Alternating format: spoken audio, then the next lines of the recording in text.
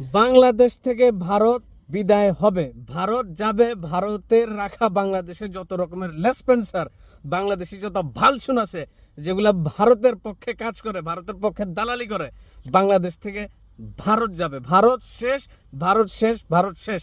ভারতের বিদায় বাংলাদেশ থেকে, লাথি মেরে ভারতকে বাংলাদেশ থেকে বিদায় করা হবে। ভারতের খুব দাবিদারি বাংলাদেশের উপরে, খুব দাদাগিরি, জোর জবরদস্তি, বসে বসে বর্ডার থেকে খালি গুলি মারা বাংলাদেশের মানুষ মারা, সব বন্ধ করা হবে। বাংলাদেশের বুকের উপর দিয়ে ট্রানজিট নেওয়া, বাংলাদেশের বিমান আকাশপথ ব্যবহার করে বিমান যায়, আর ভারতে সেটা টাকা খাওয়া, বাংলাদেশে হাজার হাজার ভারতীয় পণ্য পাচার পাঠায়া বাংলাদেশ থেকে টাকা নেওয়া, বাংলাদেশে ভারতের লোকদেরকে পাঠায়া চাকরি দেওয়া, অবৈধ হুন্ডির মাধ্যমে বাংলাদেশ থেকে টাকা নেওয়া, সব যাবে। সময়ের দাবি। ভারত বুঝতেই পারতেছে না যে বাংলাদেশে কি চলতেছে।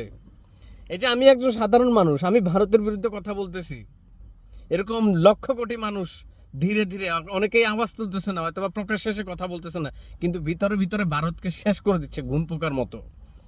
দেশের মানুষ, ওই যে যারা বলে না ওই ভারতে ঈদে খুব চাপ, একবারে খুব ভারতে গিয়ে মানে ঘুরে ফিরে শপিং টপিং করে, ঈদের শপিং করে ভারতকে একবার ধনী বানিয়ে দিচ্ছে। এগুলো হচ্ছে কিছু ধনী মানুষ, ধনী মানে যাদের অনেক টাকা পয়সা আছে, এরা বাংলাদেশ থেকে কিনে না ভারত থেকে কিনে, এটা কিছু, এগুলো গুটি কয়, এগুলো মাইনরিটি, এগুলো মেজরিটি না। বাংলাদেশের মেজরিটি কি ধনী? আমরা তো ধনীদেরকে নিয়ে এত কাজ করতেছিও না। আমাদের কাজ হচ্ছে গরিব, মধ্যবিত্ত, অভাবী, যারা খেটে খায়, দিনে আনে দিন খায়, এসব মানুষদেরকে নিয়ে হচ্ছে এখন এই ভারত বয়কট আন্দোলন চলতেছে। এই ভারতকে বিদায় করা সময়ের দাবি। ভারত তো যাবে, ভারত তো বিদায় হবে, ভারতের সাথে সাথে ভারতের তৈরি করা এসব দামি পুতুল, দামি সরকার সব সাথে নিয়ে বিদায় হবে। কোনো ঠাঁই পাবে না এরা। ভারতকে বিদায় করেই তারপরে বাংলাদেশ শান্ত হবে, শান্তি পাবে। বর্তমানে সরকার, বাংলাদেশ সরকার কিছুই না, এটা হচ্ছে একেবারে মানে কান্যাঙ্গুল, গণই না। ভারত হচ্ছে এখন মেইন টার্গেট। বাংলাদেশিরা ওই শ্রীলঙ্কা, মালদ্বীপ, নেপাল, ভুটানের মতো বাংলাদেশ থেকে ভারতকে লাথি মেরে বিদায় করে দিবে, একদম লাথি মেরে বিদায় করে দিবে। খুব ভারতের ভাব, বাংলাদেশকে বাঁচায় রাখছে, বাংলাদেশকে খাওয়াচ্ছে, বাংলাদেশকে এই করতেছে সেই করতেছে, উল্টে ফেলাচ্ছে, খুব কিছুই একেবারে করে ফেলতেছে ভারত আমাদের জন্য। খুব আমাদেরকে চিকিৎসা দিবা না, খুব আমাদেরকে খাবার দাবার দিবা না, পেঁয়াজ দিবা না, বাল ছিবা না, ছোল দিবা না। তোমাদের এসব বালের জন্য আটকা থাকবে বাংলাদেশ, দেখবো না তোমরা না দিয়া কি করো, কারে খাওয়াও, খাওয়াও। আমাদেরকে তো ভিক্ষা দিছো, ভিক্ষা আমরা নিলাম না, থু ভারতের উপরে, থু, লাথি মেরে ভারতকে বিদায় করব। এসব তাবিদারি গোষ্ঠী বাংলাদেশে, এই যে ভারতের লেসপেন্সার ভালছুন যা সব আছে না, পিনাকি ভট্টাচার্যের ভাষায়, এগুলো আমার ভাষা না, আমার গুরু, আমার ওস্তাদ। একজন পিনাকি কি করতে পারে, এবং যুগে যুগে এরকম একটা পিনাকি আসেই কাউকে না কাউকেই করানোর জন্য, মানে পথ প্রদর্শক হয়ে আসে। আর পিনাকি উনি ক্রেডিট দেন কাকে? ফারহান আবরারকে। ভারতের বিরুদ্ধে কথা বলে যারা বাংলাদেশের, যেই ছেলেটা নিজের দেশের মানুষের কাছে অত্যাচারিত হয়েছে, নিজের দেশের নিজের বন্ধুদের কাছে, মানে নিজের বন্ধুদের হাতে এই নিহত হয়েছে, কিরকম নিষ্ঠুরভাবে মারছে শুধুমাত্র ভারতের এই যত রকমের বাজে কাজ, এইসবের বিরুদ্ধে কথা বলার কারণে। ফারহান আবরার একজনকে মেরে ফেলছে তো কি হয়েছে, হাজার হাজার লক্ষ কোটি ফারহান আবরার বাংলাদেশে জন্মাবে। আমার যদি ভবিষ্যতে ছেলে হয়, আমি আমার ছেলের নাম রাখবো ফারহান আবরার।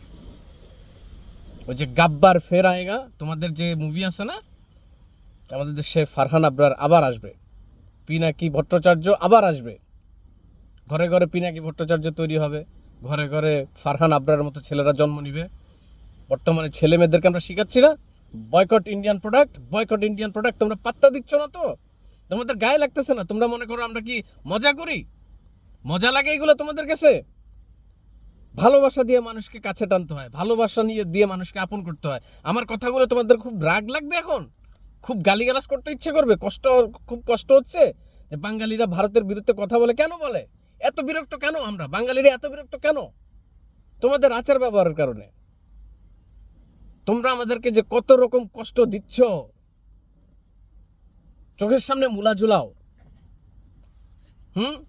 পেঁয়াজ আদা রসুন দিয়ে একবার খুব বাড়ায় ফেলতেছো। গরমের সময় পানি পাই না, বর্ষার সময় পানির অভাব হয় না। মুতো হাগো মুতো করে ভাসায় দাও, ভাসাও। তোমাদের জমিতে বসে বসে মুতো, দেখি বাংলাদেশ পর্যন্ত আসে কিনা। তোমাদের জমিতে বসে হাগো, দেখি বাংলাদেশ পর্যন্ত দুর্গন্ধ আসে কিনা। খুব তো বলো, সব ভারতের বাসী যদি একসাথে বসে মুতে দেই বাংলাদেশ ভেসে যাবে। মুতো, নিজের জমিতে বসে বসে মুতো। সেই মুত কত দূর পর্যন্ত যায় দেখবো। সেই পায়খানা কত দূর গন্ধ ছড়ায়, কত দূর পর্যন্ত। বাংলাদেশকে টয়লেট মনে হয় না? আসো বাংলাদেশের ভিতরে এসে হাগু করে যাও, পাছার ছাল তুলে দেবে বাঙালি। এত বড় ভারত, এত এত কোটি মানুষ, তোমাদের কি করবা তোমরা আমাদের? তোমরা পারো খালি ওই মুভিতে বসে বসে পাকিস্তানকে উড়াতে। 10-15 বার পাকিস্তান উড়ে আসো, কিন্তু পাকিস্তানের বর্ডারে গিয়ে একটা পাকিস্তানের ওই পাকিস্তানিদের সাথে একটা মানে গোলাগুলি করার সাহস নাই। চায়নাদের সাথে কিছু করতে পারো না, অন্য কারোর সাথে পারো না। বাঙালিকে এসে, তাও বাঙালির ওই যে রাখাল বালক যারা জমিতে গরু চড়াতে যায়, তাদেরকে ধরে ধরে গুলি করে মারো।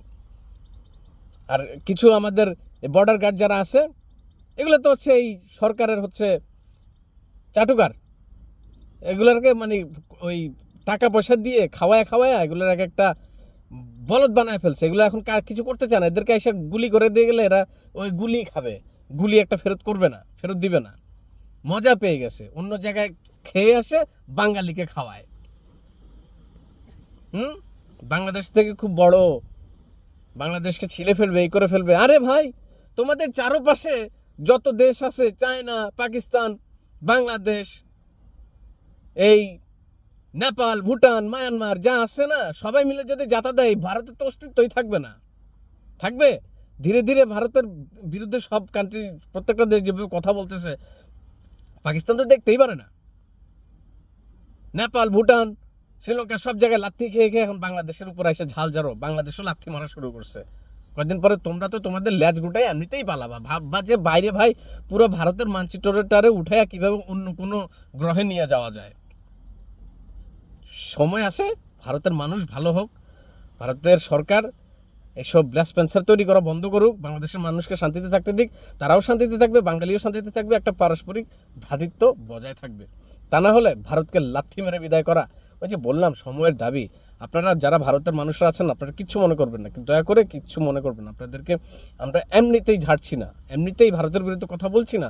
বিরক্ত হয়ে, প্রচণ্ড রকমের বিরক্ত হয়ে, আমরা সুখে শান্তিতে থাকতে চাই, কিন্তু আমাদের উপর যখন জোর জবরদস্তি করে এইসব আপনারা চাপিয়ে দিবেন, আমাদের কাছ থেকে সুযোগ, বছরের পর বছর সুযোগ নিয়ে যাবেন, ওই এক পাকিস্তানিদের কাছ থেকে আমাদেরকে একটু সাহায্য করে উদ্ধার করে এনেছেন, সেটার খোঁটা দিয়ে দিয়ে শুধু সব কিছু নিয়ে যাবেন, এটা হতে পারে না, এটা হয় না। এটা স্বাধীন রাষ্ট্র, আমরা স্বাধীনভাবে চলাফেরা করার মতো অধিকার আমাদের আছে। সব কিছুতে আপনাদের দাবিদারি খাটে না। আপনাদের সরকার যদি সব কিছু এভাবে যদি তাদের খুশি মতো আমাদের দেশকে চালাতে চায়, এটা কি হয় বলেন? এটা হয়? এটা মেনে নেওয়া যায়? আমরা এটা মেনে নিতে পারি না। ভারতকে হটাবো, বাংলাদেশকে নিজের মতো করে চালাবো, দেশের জনগণ বাংলাদেশকে চালাবে। একটা সময় দেখবেন আপনাদের প্রতি আমাদের ভালোবাসা বাড়বে, আপনারাও ভালোবাসা দেখান, সহায় হন। কথায় কথায় বাংলাদেশকে খাবার দিব না, এই দিব না, সেই দিব না, চিকিৎসা দিব না, মুতে ভাসিয়ে দেব, হাগু করে দিব, বাংলাদেশে একটা টয়লেট, এতটা ছোট করলে, এতটা হ্যায় করলে চলে? আমরা মানুষ না?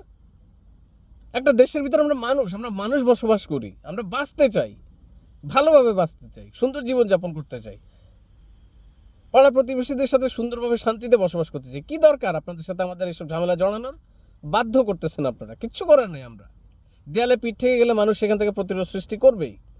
আসলে আপনাদের উপর আমাদের জিদ নেই, আমাদের তো মানুষের উপর কোনো জিদ নেই। যেই সরকার মানে আপনাদের এই ভারত আমাদের যে সরকারকে এইভাবে রেখেছে, আমাদের বাক স্বাধীনতা, আমাদের সব ধরনের সব কিছু কেড়ে নিয়েছে, ভোটের অধিকার সব কিছু কেড়ে নিয়েছে, এরকম একটা সরকারের অধীনে মানে এইভাবে বসবাস করা যায় না।